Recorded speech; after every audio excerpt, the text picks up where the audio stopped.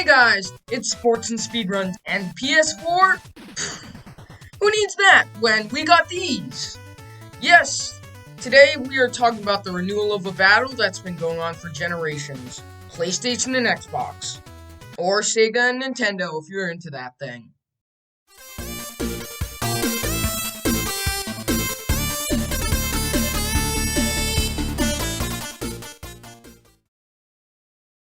Alright, so for those of you that don't know, this week, both PlayStation and Xbox released new consoles, and we're going to take a look at each console.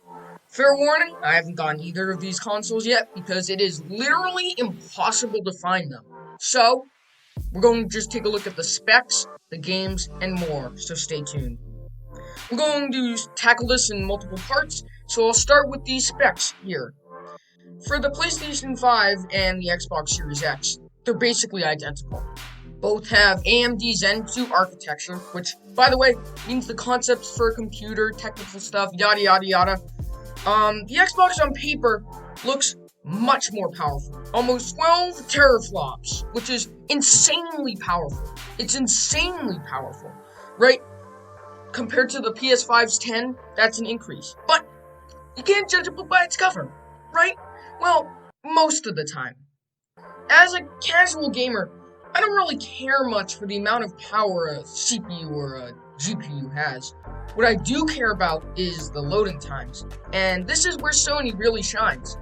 The custom solid-state drive, which is your storage, and 5 to 10 gigabytes a second of loading time at that. When you put that into perspective, that's incredible compared to the 50 to 100 megabytes per second for the PS4. Do you see what I mean about the PS4 now? So, in terms of specs, it could really go either way. If you want to get into the nitty-gritty and say, oh, Xbox is way more powerful than the PS5, so it must be better. I have no problem with that. But I would still take a PlayStation 5 just because of loading times. Like any form of media, however, can't look at the system and just say, alright, that's it. Loading times, we're done here. So, let's bask in the glory of exclusives for the next 5 or 1 minute, I don't know how long this is going to take, and take a look at the launch titles for each console. Okay, so for the PlayStation 5, we have Spider-Man Miles Morales, Assassin's Creed Valhalla, Watch Dogs Legion, Dirt 5, and more. So, pretty decent.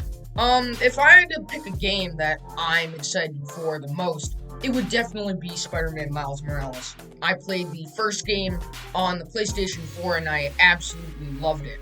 Open world exploration, in my opinion, is just the best. Another game I'm also excited for is Ratchet & Clank. The time travel aspect seems really cool. But let's move over to the Xbox now. Their lineup of games has a lot in common right now with the PS5, with Assassin's Creed Valhalla and Dirt 5 both coming to the Xbox as well. There are some games that won't be coming to the PlayStation 5, like Gears of War 5, but we haven't even discussed Microsoft's hidden ace, Xbox Game Pass. Yes, Xbox Game Pass is what, in my opinion, is the hidden gem of Xbox. Wait, what was that?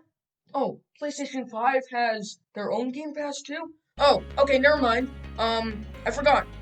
PlayStation 5 is the PS Plus collection too, so they're basically on par, but in this category, I would definitely take Xbox here, because if you get the Xbox Game Pass Ultimate, is what I believe it's called, you can play on PC, so 2 platforms. It's a win-win. But you also, with the PS Plus collection, you get a bunch of great PS4 games. So I'm really excited for that. Finally, now we have the tiebreaker, the price. We have 2 options for both consoles. In terms of the Xbox, we have a $499 price point for the Series X and a $299 price point for the Series S. The PlayStation, on the other hand, is priced at $499 and its non-disc variant at $399. So honestly, which one would I go with? I think the PS5 slightly edges out the Xbox Series X here, but if I really had to choose, just go with Nintendo. It's as cheap as dirt and it's got Animal Crossing. Enough said.